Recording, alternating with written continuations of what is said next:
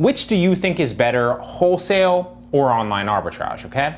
Now, like I said, I get asked a variation of this question, especially recently now, because I've been putting out a lot of wholesale videos, and a lot of people that have been watching the channel for a while are kind of sitting there asking themselves like, wait, like I thought you were into online arbitrage, why are you so into wholesale now, okay? So I'll tackle that here in a second, and I'll answer that question for you, and I'll break down the benefits and the drawbacks of both of those business models, which one I like better, and my approach to both of them and why, okay? But I also get asked a variation of this question in literally just what's better, insert business model A and business model B here, right? So I'm gonna create an entire new playlist. I actually just created an entire new playlist recently called Online Arbitrage Software Battles. If you haven't checked it out, I'll link it down in the description at the very bottom if you wanna check it out. Currently there's 3 videos in there. I plan to do a lot more where I basically break down different softwares in a competing niche. So the best book flipping softwares out there, right? The best like multi-channel listing softwares out there, etc., etc. So I kind of break down the benefits of each one, the drawbacks of each one, the pricing structures of each software, because obviously software, whether you're doing wholesale or online arbitrage or whatever, is something that you should be implementing because it's going to save you a lot of time. It's basically kind of like hiring or outsourcing to somebody else that's obviously a machine here, that's going to do a lot of the heavy lifting and the work for you. It's smart to do that, and realistically, it's going to save you a lot of time and make you a lot more money, right? So check that playlist out at the bottom of the description if you haven't checked that out, okay? But the whole reason I'm getting into this is because I plan on creating a new playlist where I'm basically covering, what's better, my take on business model A or B. So it won't be just like random business models. It'll be business models that like I've tried or I've done a lot of, a lot of research on, or I know a lot about, right? So my personal opinion on them. So a couple that come to mind, obviously, online arbitrage, wholesale, content creation like you see right here, whether that's creating courses, whatever information products or videos like this, drop shipping potentially, a lot of different things, but I'll kind of cover, maybe starting an agency, stuff like that. I'll cover the benefits and the drawbacks of each business model, and I'll compare them against each other in an actual video, and I'll tell you the benefits, the drawbacks of each, and what I think is better for which person, right? The beginner, the more advanced person, the person that has like a lot of money to start, the person that has a lot of time to start, etc., etc., okay? So that was a long-winded intro. I probably lost a bunch of you. If you're still here, hit that like button. I genuinely appreciate you spending your time here with me today, and I appreciate you watching this video. But this is gonna be the first, video in that playlist. That's why I'm telling you, okay? So to answer Derek's question specifically, what do I like better, online arbitrage or wholesale? Honestly, I like them both, okay? And I know that's not the answer that a lot of people are looking for online arbitrage and wholesale specifically, but for me personally, I don't look at them as different, okay? They are a little bit different because obviously with online arbitrage, you're profiting off of the discrepancy in a marketplace, right? For example, let's say, and this is a bad example, but let's say this highlighter sold on eBay, and there's many ways to do this, right? But let's say this highlighter sold on eBay for $5, then it sold the same exact highlighter sold on Amazon for $20.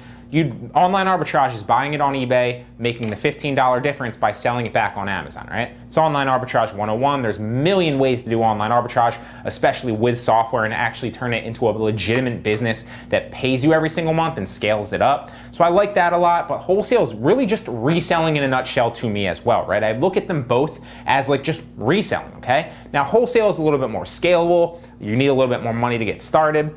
I'm going to kind of outline the specifics of each here in a second, but really it's just another way to resell, right? The only difference that I see is that you need a little bit more money to start. It's a little bit more of like an actual business, right? So it's not just like buying and profiting off the differences. You're buying into a lot of products in one potential listing and doing that over and over again and building up an actual like resale business. But you also need a reseller's permit. There's a million different names for that actual, business license, a wholesale license, a reseller's permit. There's like literally 10 to 20. And I've done an entire, video on how to get a reseller's permit if you need to know. I'll also drop that video at the bottom of the description if you want to check it out as well. Okay, so to sell liquidation, to buy from liquidation companies, to sell wholesale and buy from wholesale companies, you do need a reseller's permit. Okay, so the benefits of online arbitrage, in my opinion, the way I see it, and there's probably 6 different ways or 5 different ways, I guess, to do online arbitrage that I recommend. And if you're interested in what those actual 6 ways are, you can check the free case study. It's 100% free. Down in the description, it's the second link in the description that will basically show you the 6 ways that I resell right from my own home using software sometimes, and other times just sourcing websites that kind of house a bunch of deals. It'll break down each specific business model for you and certain sites and examples of products that I've resold for a profit and the profit margins with proof. Okay, so check that case study out if you want more in-depth on like a lot of different OA business models. But the benefit of online arbitrage is like you really aren't attached to one listing, in my opinion, right? And you really can kind of start with $10 or you can start with a couple $1,000s. So it really kind of gives you the freedom essentially to pick and choose your battles, pick and choose where you're gonna invest your money for not guaranteed returns, because nothing's guaranteed, especially on Amazon, because certain things can change from time to time, the competition, the price, a lot of different things, right? But it really kind of gives you that freedom as you get better and better at it to buy on one marketplace with, pretty much not assurances, but like a good chance to make a lot of money with that product on another marketplace, okay? Especially if you're using software, especially if you're very good and very quick with it, and you've pretty much nailed down how to actually do that, okay? So the benefit of something like online arbitrage is there are ways to start with like $5, $10, and then slowly kind of build that $10 into $50, that $50 into $100 or $150, that $150 into a couple $100, into a couple $1,000, etc., okay? It does depending on the business model, and there are online arbitrage business models that are very, very scalable. A couple that come to mind are like retail website sourcing with like software like SourceMogul, for example. I have an entire playlist on this channel called it's either bulk arbitrage or retail website sourcing arbitrage.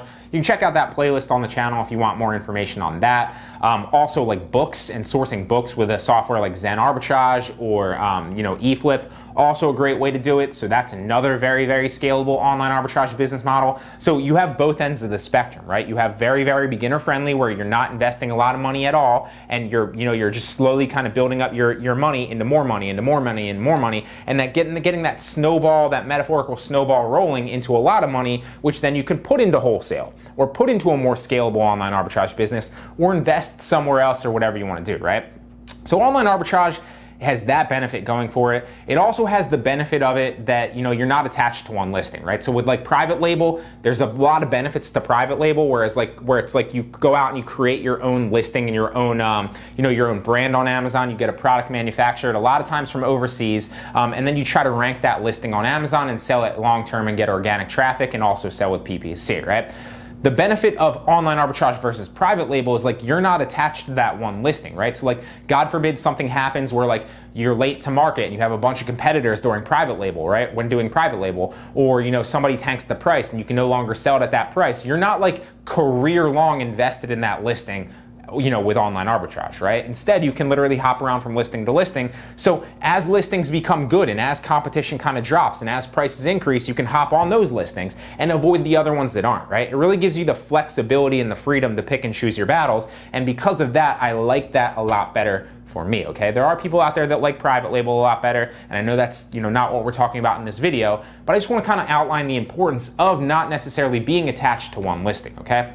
Now, obviously, the benefit of being attached to one listing, whether you're doing private label or wholesale, because a lot of wholesale you are going to be attached because you're buying more inventory into certain listings, you're going to be attached more to a listing a lot like private label for an extended period of time, right? Not for like years, but maybe for like a couple weeks to a couple months, depending on how much inventory you're buying, okay? So that has its benefit as well, because if you're invested in a listing that's very, very good, right, where the competition is down, the price is relatively good, you bought into a product in bulk, relatively cheap, and you've solidified your margin, that can also be a benefit as well. Although if for whatever reason, a lot of other people that you weren't anticipating come on as like other private label products, right? Or in wholesale's example, actually come on and buy into that listing as well and then tank the price, you're shit out of luck, right? Because then you're attached to that listing, you have all that inventory that you need to sell, and you either need to liquidate and sell it at a loss or like very, very small profit margin now, or you need to wait long term till the price goes back up and a lot of people sell off their inventory for you to actually make your money back, okay? So both of them have their benefits and their drawbacks. I don't like to pick one because I don't literally sit here and be like, I'm the online arbitrage guy, right? Or I'm the wholesale guy, right? I literally use them all as like metaphorical tools in my reselling tool belt, and that's the way that I look at them, okay? So I would say, depending on where you're at in the process, one might be better or worse for you, okay? Do you have a lot of money to start? Are you looking to rank potentially long-term into a listing here and there? Are you looking to do a more hands-off business, like a lot like wholesale would be, because you can source with software, and then your wholesale supplier is going to do all the packing and the shipping into FBA for you, which FBA, Amazon FBA, is obviously going to do all the fulfillment, distribution, and customer service for you. So it's a lot more hands-off, but one of the drawbacks of wholesale is you have to spend a lot more money into it, right? You're probably looking at a couple grand at least to start a wholesale business. At the very, very, very minimum, I usually tell people you need at least $1,000, but that's honestly at the minimum, and it's gonna be, it's not tough because you can just buy into a listing or two, but that's kind of the very bare minimum in my opinion, okay? So you have to ask yourself, do you have experience? Because if you don't have experience, I wouldn't go with wholesale, right? I would start with online arbitrage, because if you don't have experience and you don't have a lot of money, or if you have a lot of money and you don't have a lot of experience, either way, online arbitrage is a great way to learn the Amazon platform and other platforms like eBay, Poshmark, and Mercari, for example, and a number of other ones. Learn a lot about reselling in general and how it's approached, so that you can take all those lessons and then bring them into wholesale and scale your business that way, okay? So those are basically the benefits and the drawbacks of both. To recap, wholesale, you need a lot of money to start.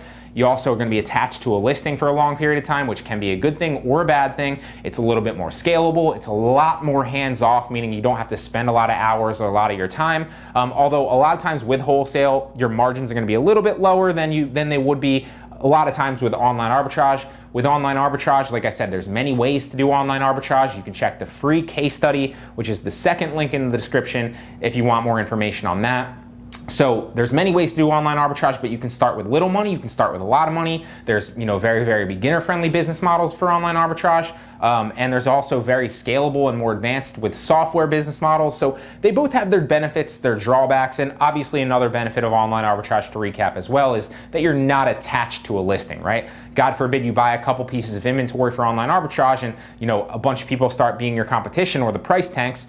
You're not really out that much money or that much profit because you're not into that listing very much, right? Most of the time. So that's my opinion on what I think is better, for you specifically, or for other people watching this video. If you're kind of strapped for ideas and you're kind of trying to ask yourself which one's better for me.